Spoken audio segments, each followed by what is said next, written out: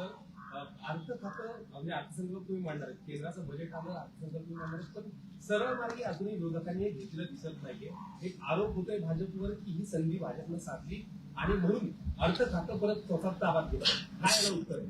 असं आहे की राष्ट्रवादी काँग्रेसच्या नेत्यांशी मी चर्चा केली, कारण अर्थसंकल्प मांडायचा आहे. अर्थसंकल्प म्हणजे नुसतं एक भाषण वाचायचं नसतं, त्याकरता सिरीज ऑफ बैठका घ्याव्या लागतात. प्रत्येक विभागासोबत बैठक घ्यावी लागते. प्रत्येकाचा त्या ठिकाणी नियतवेळ ठरवावा लागतो. नियतवेळेप्रमाणे त्यांचे फॉर्म्स भरून घ्यावे लागतात. मग त्याचं असेसमेंट करून त्यांनी त्या सगळ्या योजना योग्य पद्धतीने त्याच्यामध्ये आणल्या आहेत की नाही, ते त्या योजना ज्या परमनंट योजना त्याच्या पुरवणी मागण्या मागणार नाहीत या दृष्टीनं त्यांचं कमी अधिक करावं लागतं. या सगळ्या गोष्टी कराव्या लागतात. या सगळ्या गोष्टी ताई आत्ताच या ठिकाणी उपमुख्यमंत्री झालेले आहेत. त्यामुळे इतकं मोठं एक्सरसाइज करणं त्यांना लगेच शक्य होईल अशी परिस्थिती नाही. अजून त्या दुःखातनंही पूर्णपणे बाहेर आलेल्या नाहीत. त्यामुळे लगेच पूर्ण क्षमतेने त्या काम करायला लागतील अशी अपेक्षा करणंही अयोग्य आहे. आणि म्हणून आम्ही बसून ठरवलं की या संदर्भात हे खातं आता माझ्याकडे ठेवून मी ते बजेटची जी काही एक्सरसाइज आहे ती मी पूर्ण करावी. ती एक्सरसाइज मी पूर्ण करणार आहे आणि अधिवेशनानंतर या संदर्भात त्यांच्याशी चर्चा करून मग काय करायचा हा निर्णय आम्ही करू. निधन झाल्याने प्रचार सभा ज्या आहेत त्या रद्द केलेल्या आहेत, काय सांगता? नाही, मला मुळातच आता अशा परिस्थितीमध्ये जिल्हा परिषदेच्या निवडणुकीत मी प्रचाराला उतरावं हे काही मला योग्य वाटलं नाही. मला असं वाटतं की शेवटी निवडणुका येतात जातात आणि पक्ष देखील सक्षम आहे, पक्ष योग्य पद्धतीने त्या निवडणुका लढवेल. पण आता मी जाऊन त्या ठिकाणी जाहीर सभा करायच्या आणि त्याच्यामध्ये शेवटी काही राजकीय वक्तव्य देखील होतात. तर माझ्या सहकाऱ्यांची मी चर्चा केली, आमचे अध्यक्ष आहेत रवीजी, त्यांचीही चर्चा केली आणि सगळ्यांचं मत पडलं की माझा निर्णय योग्य आहे. मी त्या ठिकाणी प्रचाराला न जाणं हे योग्य आहे. मी सगळ्यांना एक आव्हान करीन की बाबा तुम्ही आमच्या भारतीय जनता पक्षाला किंवा महायुतीला मतदान करा, तेवढं त्याच्या पलीकडे मी काही प्रचाराला जाणार नाही.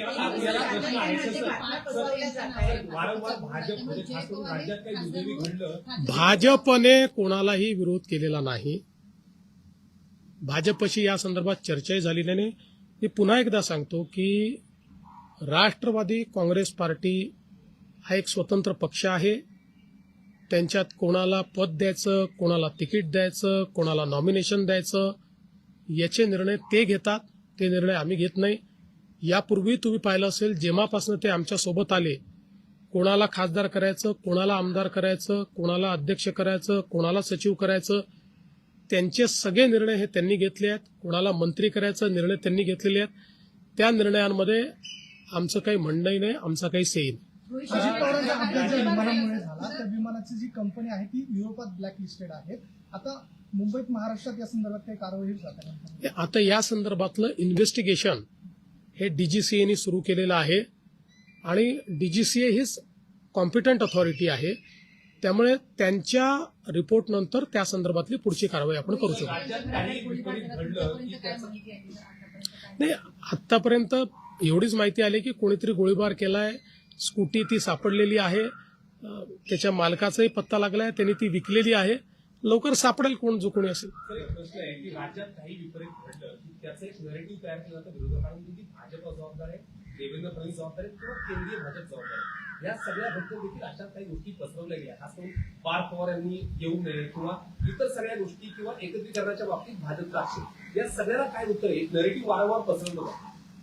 मी दोनच गोष्टी याच्यात सांगेन. खरं म्हणजे आता हे सगळं बोलायची वेळ नाही, पण दोनच गोष्टी सांगेन की समजा अजित पवार साहेब हे अशा प्रकारचं कुठल्याही एकत्रीकरणाची चर्चा जर करत होते तर ते कुठलीही चर्चा भाजपशी चर्चा केल्याशिवाय करतील का?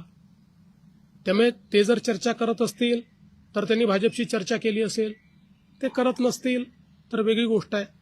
त्यामुळे मला असं वाटतं की पहिल्यांदा तर हे लक्षात घेतलं पाहिजे.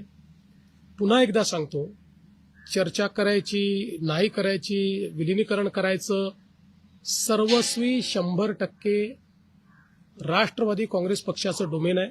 हा आमची अपेक्षा एवढी असेल, कुठलाही निर्णय घेण्याच्या आधी त्यांनी आमच्याशी चर्चा एकदा करावी आणि ते करतातच आणि ते पुढेही करतील. त्यामुळे याही संदर्भात दुसरं, समजा अजित पवार साहेब अशा प्रकारच्या चर्चा करत होते तर ती चर्चा ते एनडीएतनं बाहेर पडण्याकरता करत होते का? ते का सरकारमधनं बाहेर पडणार होते का? त्यांनी तर स्पष्टपणे सरकारमध्ये ते स्टेबल होते. त्यामुळे रोज काहीतरी कन्फ्युजन तयार करायचं आणि मग आपली इकोसिस्टीम वापरून ते कन्फ्युजन इको करायचं, ही पद्धती अयोग्य आहे, ही योग्य नाही आहे. बघा, असं आहे, आत्ताच्या परिस्थितीत आम्हालाही राजकारण करायचं नाही, नाहीतर मी अनेक गोष्टी सांगू शकतो. काय घडलंय, काय घडतंय, मला सगळं दिसतंय. मी सगळ्या गोष्टींचा साक्षीदार आहे. आणि तुम्हाला सगळ्यांना माहिती आहे, माझे आणि अजितदादांचे जे संबंध होते त्यात जवळजवळ सगळ्या गोष्टी ते मला सांगायचे, माझ्याशी शेअर करायचे. त्यांचा दुर्दैवी मृत्यू झाला त्याच्या आदल्या दिवशी जवळपास 1 तासभर आम्ही दोघं गप्पा मारत बसलो होतो. त्यामुळे मला असं वाटतं की या बाबतीत शेवटी खालच्या स्तराचं राजकारण करणं योग्य नाही. त्यांच्या पक्षाने निर्णय घेतला. एक लक्षात ठेवा की आज 2 वेगवेगळे पक्ष झालेले आहेत. शरद पवार साहेबांचा पक्ष आहे, अजित पवार साहेबांचा पक्ष आहे. आता अजित पवार साहेबांच्या पक्षाने हा निर्णय घेतला की आमचं नेतृत्व हे सुनेत्राताईंनी करावं आणि त्यांनी हा निर्णय घेतला की सुनेत्राताईंनी नेतृत्व करण्याकरता शपथविधी करावा. त्यांनी सुनेत्राताईंना सांगितलं, सुनेत्राताईंनी त्या ठिकाणी तो शपथविधी केला. त्यामुळे हा निर्णय सर्वस्वी राष्ट्रवादी काँग्रेस पक्षाचा आहे. आमची पहिल्या दिवशीपासून एक भूमिका आहे की आमचे साथीदार कोण आहेत, तर राष्ट्रवादी काँग्रेस पक्ष, अजित पवार यांच्या नेतृत्वातला राष्ट्रवादी काँग्रेस पक्ष. त्यामुळे आमच्या साथीदारांनी जो निर्णय घेतला त्या निर्णयाच्या पाठीशी उभं राहणं ही आमची जबाबदारी आहे. ती जबाबदारी आम्ही कालही केली, आजही करू. जो शपथविधी झाला त्याच्यावरती बरीच टीका होती की काही शपथविधी झाला किंवा राष्ट्रवादी पक्ष सुरक्षित ठेवण्यासाठी हा निर्णय घेण्यात आला. नक्की भीती कोणाची होती किंवा मग हा निर्णय नक्की का घ्यावा लागला? मला असं वाटतं की याचं जे उत्तर आहे ते उत्तर हे राष्ट्रवादी काँग्रेस पक्ष देईल, कारण हा निर्णय त्यांचा आहे. आणि शेवटी शपथविधी कधी करावा, काय करावं या संदर्भात तो पक्ष निर्णय घेत असतो. आता आपल्याला माहिती आहे की म्हणजे ज्यावेळी इंदिराजींची दुर्दैवी हत्या झाली, त्यांची म्हणजे अग्निसंस्काराच्या आधी त्यावेळेस काँग्रेस पक्षाने निर्णय घेतला की राजीवजींना प्रधानमंत्री केलं पाहिजे. त्यामुळे परिस्थितीनुसार त्या ठिकाणी ते पक्ष निर्णय घेत असतात. तशा पद्धतीचा निर्णय राष्ट्रवादी काँग्रेस पक्षाने घेतला.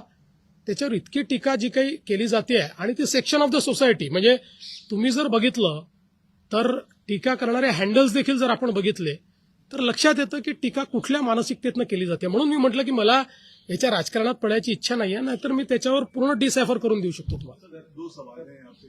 पहला तो मैं बजट को लेकर आपसे सवाल करूंगा क्योंकि हमने कई देशों का एफटीए किया है हाल में, तो उसका इम्पैक्ट हमने बाजार देखा कि मैन्युफैक्चरिंग यूनिट खासतौर पे एमएसएमई और जो माइक्रो लेवल की मशीन, महाराष्ट्र की भूमिका कितनी अहम हो जाएगी यहाँ पर, पहला सवाल मेरा. उसके बाद मुझे लगता है कि सबसे अहम भूमिका महाराष्ट्र की होगी, क्योंकि एफटीए के बाद विशेष